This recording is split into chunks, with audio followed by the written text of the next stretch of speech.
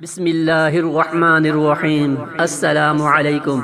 انسان اور بھیڑیا بہت مشہور بات ہے کہ ایران میں سردی کے موسم میں جب بھیڑیوں کو شکار کم ملتا ہے تو اور برف کی وجہ سے خوراک کی کمی ہو جاتی ہے تو یہ بھیڑیے ایک دائرے کی شکل میں بیٹھ جاتے ہیں اور ایک دوسرے کو گھورنا شروع کر دیتے ہیں۔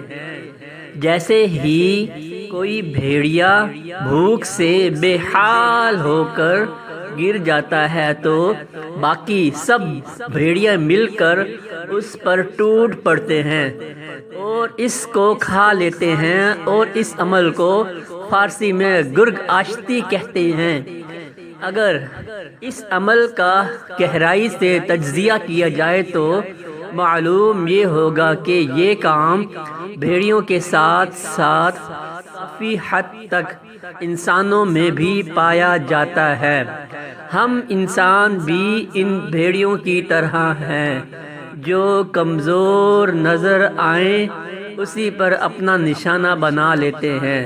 جو جتنا حالات کا ستایا ہوتا ہے اتنا ہی مزید اس کے ساتھ شدت پسندانہ رویہ اپناتے ہیں۔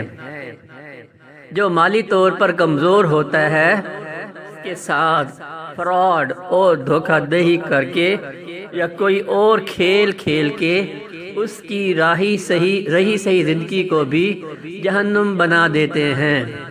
ہم کمزور کا سہارا بننے کی بجائے الٹا مزید اس پر ٹوٹ پڑتے ہیں۔ جو جتنا کمزور ہوتا ہے اتنا ہی اس کے